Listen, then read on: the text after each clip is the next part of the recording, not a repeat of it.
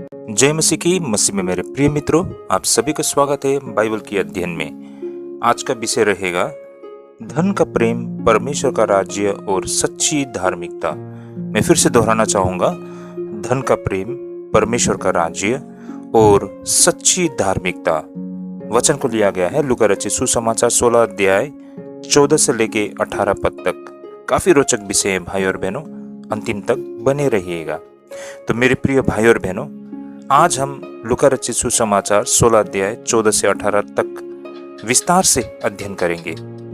यह एक बहुत ही छोटा सा भाग तो है, लेकिन इसके अंदर बहुत गहरे आध्यात्मिक सत्य छिपे हुए हैं।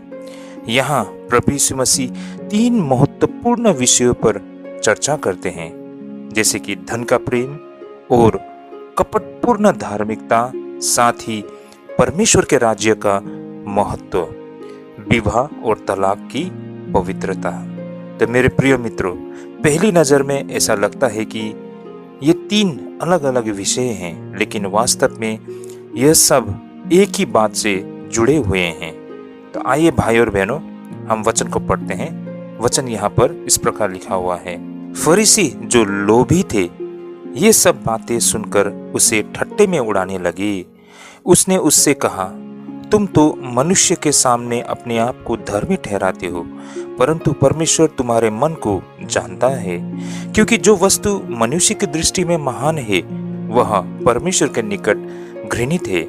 व्यवस्था और भविष्यद्वक्ता यूहन्ना तक रहे, उस समय से परमेश्वर का राज्य का सुसमाचार सुनाया जा रहा है और हर कोई उसमें प्रबलता से प्रवेश करता है। आकाश और पृथ्वी का टल जाना व्यवस्था के एक बिंदु के मिट जाने से सहज है।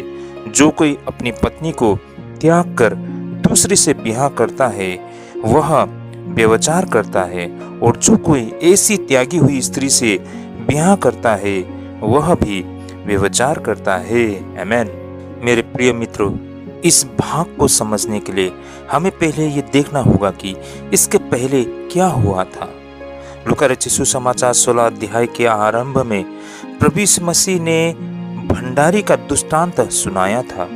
उस दृष्टांत का मुख्य संदेश था कि धन को अपना स्वामी मत बनाओ, बल्कि उसे परमेश्वर की महिमा के लिए उपयोग करो।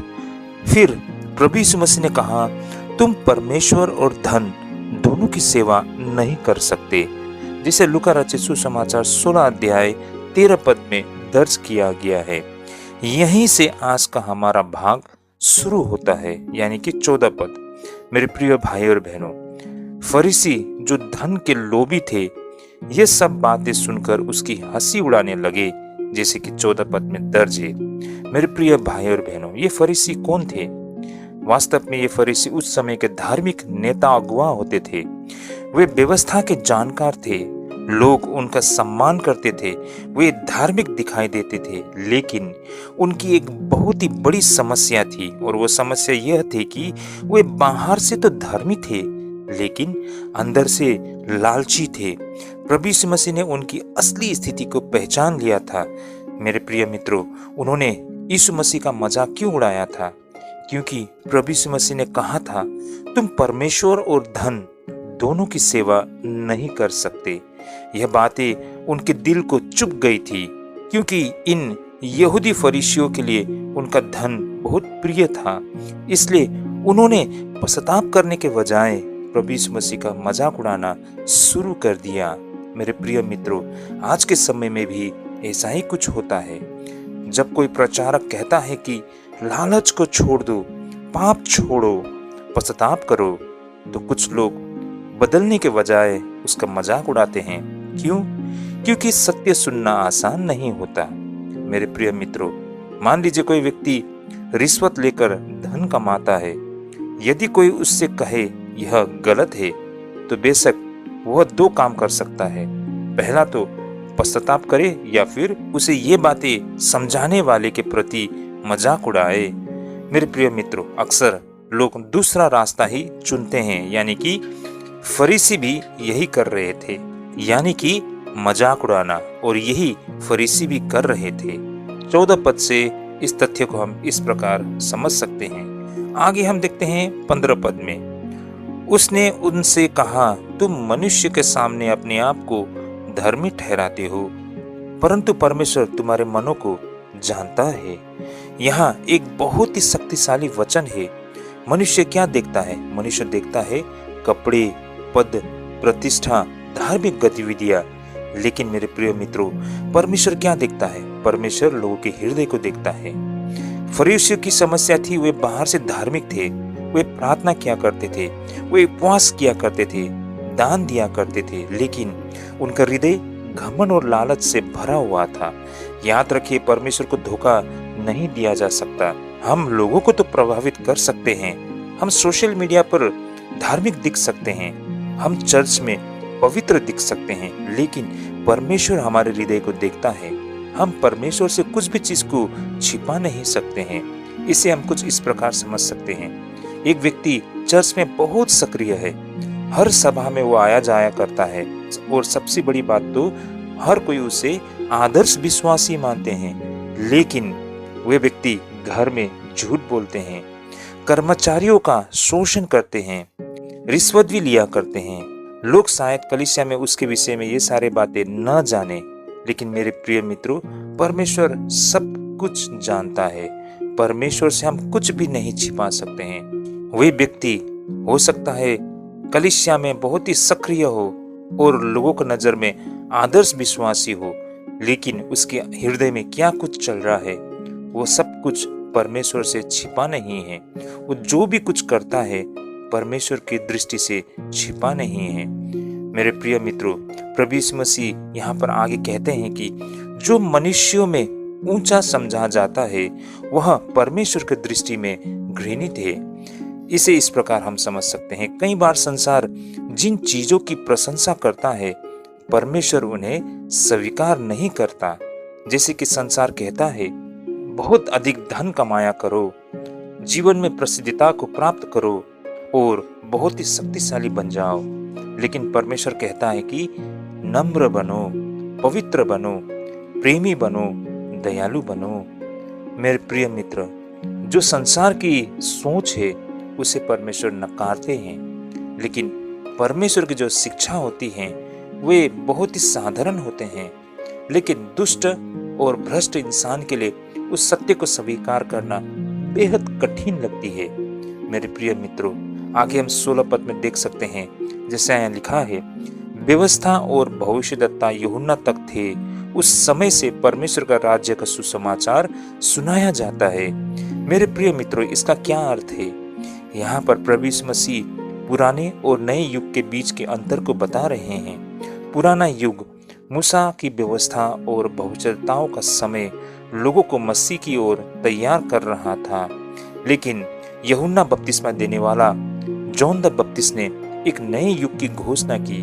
उन्होंने कहा, पश्चाताप करो क्योंकि स्वर्ग का राज्य निकट आ गया है। मेरे प्रिय मित्रों, परमेश्वर का राज्य यहाँ पर क्या है? सीधी सी बात, परमेश्वर का राज्य केवल भविष्य का स्वर्ग नहीं है, यह तो परमेश्वर का शासन है जहाँ लोग उसकी इच्छा को मानते हैं। आगे वचन में ये भी दर्ज है, सब बलपूर्वक उसमें प्रवेश करते हैं। मेरे प्रिय मित्र, इसका अर्थ क्या है? इसका अर्थ ये नहीं है कि कोई जबरदस्ती स्वर्ग में घुस रहा है। इसका अर्थ तो लोग उत्साह और गंभीरता के साथ परमेश्वर का राज्य को खोज रहे हैं। इसे इस प्रकार हम समझ सकते हैं, मान लीजिए किसी व्यक्ति के घर में आग लग गया और बाहर निकलने का केवल एक ही रास्ता हो, तो लोग पूरी तत्परता से उस रास्ते की ओर से दौड़ेंगे। उसी प्रकार परमेश्वर का राज्य भी बहुत ही महत्वपूर्ण है। मेरे प्रिय मित्रों, इस तथ्य को आज हम इस प्रश्न के साथ पूछ सकते हैं, हम किसके पीछे भाग रहे हैं? जैसे कि रुपया पैसा, बहुत सारे लोगों के जीवन में उनका एक ही मकसद होता है, ढेर सारे रुपया पैसा को हासिल करना। वो अपना सारा कीमती समय धन संपत्ति कमाने में दे देता है। कुछ लोग प्रतिष्ठा के पीछे भागते हैं, तो कुछ लोग अपनी नौकरी के लिए, उसके पास अपने परिवार तक के लिए समय नहीं रहता है। परमेश्वर तो दूर की बात, भाई और बहनों, वो अपनी नौकरी में इतना व्यस्त है, अपनी जिम्मेदारी कर्तव्य निभाने में, उसके पास ना तो परिवार और सबसे बड़ी बात परमेश्वर के लिए भी उसके पास समय ही नहीं। उसी प्रकार हम देखते हैं राजनीति, कुछ लोगों का जीवन का उद्देश्य है राजनीति में जाके बहुत बड़ा नेता बनना, और वो अपने 24 घंटे में से 22 घंटे शायद अपने राजनीति करने में ही लगा देते हैं। तो मेरे प्रिय मित्रों, ऐसे में कितने लोग हैं जो परमेश्वर के राज्य के पीछे चलते हैं, जिनका जीवन का मकसद है परमेश्वर का राज्य। आज देखा जाए तो ज्यादातर लोग सांसारिक चीजों के पीछे दौड़ लगा रहे हैं, लेकिन बहुत ही थोड़े लोग होते हैं जिनका जीवन का मकसद है परमेश्वर का राज्य। आगे हम देखते हैं 17 पद में, जहां पर ऐसा लिखा गया है कि आकाश और पृथ्वी का टल जाना आसान है, परंतु व्यवस्था की एक मात्रा का भी टल जाना आसान नहीं। मेरे प्रिय मित्रों, प्रभु यीशु मसीह व्यवस्था को समाप्त करने नहीं आए थे। कई लोग सोचते हैं कि नया नियम आने के बाद पुराना नियम महत्वहीन हो गया, लेकिन प्रभु यीशु मसीह कह रहे हैं कि परमेश्वर का वचन स्थायी है। परमेश्वर का वचन कभी असफल नहीं होता। दुनिया बदल सकती है, सरकारें बदल सकती है, संस्कृतियां बदल सकती है, लेकिन परमेश्वर का वचन नहीं बदलता। इससे हम कुछ व्यवहारिक तरीके से इस प्रकार समझ सकते हैं। आज समाज विवाह की परिभाषा को बदल सकते हैं, नैतिकता को बदल सकते हैं, लेकिन परमेश्वर का सत्य नहीं बदल सकते हैं। अब हम आखिर में देखते हैं 18 पद को, जैसे कि यहाँ पर वचन में लिखा है कि जो कोई अपनी पत्नी को त्याग कर दूसरी से विवाह करता है वह व्यभिचार करता है। मेरे प्रिय मित्रों, अब यहाँ पर अचानक प्रभु यीशु मसीह विवाह की बातें क्यों कर रहे हैं? क्योंकि फरीसी व्यवस्था को तोड़ मरोड़ रहे थे। वे दावा करते थे कि वे व्यवस्था का पालन करते हैं, लेकिन वास्तव में वे उसे अपने लाभ के लिए बदल रहे थे। विशेषकर विवाह के विषय में उस समय क्या हो रहा था? कुछ यहूदी शिक्षक बहुत ही छोटे कारणों से तलाक की अनुमति दे रहे थे। लोग अपनी सुविधा के अनुसार विवाह को तोड़ रहे थे। यीशु ने इसका विरोध किया। विवाह परमेश्वर की योजना है भाई और बहनों। विवाह केवल कानूनी समझौता नहीं है, यह तो परमेश्वर के सामने किया गया वाचा है। इसे हम बिल्कुल व्यवहारिक तरीके से इस प्रकार समझ सकते हैं, जब दो लोग विवाह करते हैं तो वे केवल एक दूसरे से नहीं बल्कि परमेश्वर के सामने प्रतिज्ञा करते हैं। इसलिए विवाह को हल्के में नहीं लेना चाहिए।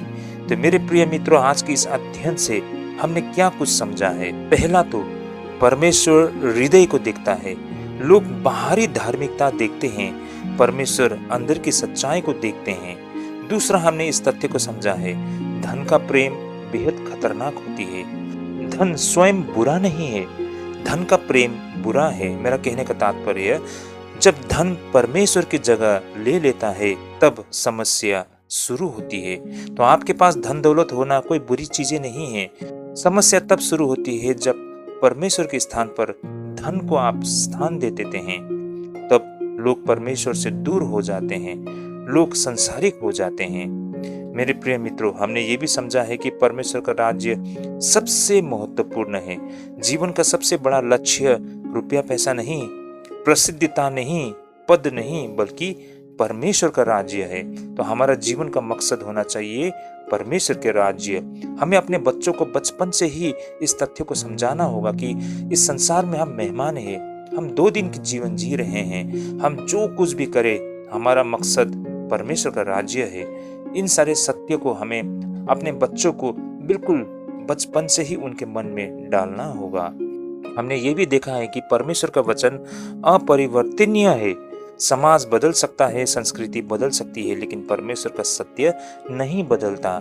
चाहे परमेश्वर ने पुराने नियम में इज़राइल में जो कार्य किया है और जो वचन कही है, वो वचन व्यर्थ नहीं है। वे सारे वचन आज भी उतना ही मायने रखते हैं। इसलिए परमेश्वर ने कहा हुआ वचन पहले भी सत्य था, आज भी सत्य है और हमेशा सत्य रहेगा। हमने ये भी देखा है कि विवाह पवित्र है। विवाह को परमेश्वर की दी हुई वाचा समझकर निभाना चाहिए। तो ये सारे तथ्य हमने आज के अध्ययन से समझा है। तो इस तरह भाई और बहनों, आज हमारे लिए एक आत्मिक प्रश्न बनता है कि क्या मैं लोगों को प्रभावित करने के लिए धर्मी दिखता हूँ या वास्तव में परमेश्वर को प्रसन्न करना चाहता हूँ? क्या धन मेरे जीवन का स्वामी बन गया है? क्या मैं परमेश्वर के राज्य को प्रथम स्थान देता हूँ? क्या मैं परमेश्वर के वचन को सर्वोच्च अधिकार मानता हूँ? क्या मैं अपने वैवाहिक और पारिवारिक संबंधों को परमेश्वर की दृष्टि से देखता हूँ? मेरे प्रिय मित्रों, आज लूका रचित सुसमाचार 16 अध्याय 14 से 18 पद हमें याद दिलाता है कि परमेश्वर केवल हमारे कार्यों को नहीं बल्कि हमारे हृदय को भी देखता है। फरीसी लोगों की नजरों में धर्मी थे, परंतु परमेश्वर के सामने नहीं। यीशु मसीह हमें बाहरी धार्मिकता से आगे बढ़कर सच्चे हृदय, सच्चे पश्चाताप और परमेश्वर के राज्य के प्रति पूर्ण समर्पण के लिए बुला रहे हैं। तो मैं आशा करता हूँ इस अध्ययन से हमने इन सारे तथ्य और सत्य को समझा है। प्रभु आप सभी को ढेरों आशीष करे। जय मसीह की। आइए हम प्रार्थना करते हैं। हे स्वर्गीय पिता, हमारे हृदय की जांच कर, यदि हमारे अंदर लालच, घमंड या कपट हो तो हमें दिखा। हमें ऐसा जीवन दे जो केवल लोगों को नहीं बल्कि तुझे प्रसन्न करे। हमारे जीवन में तेरे राज्य को प्रथम स्थान मिले। ये प्रार्थना करते हैं हम यीशु मसीह के पवित्र नाम से। आमीन।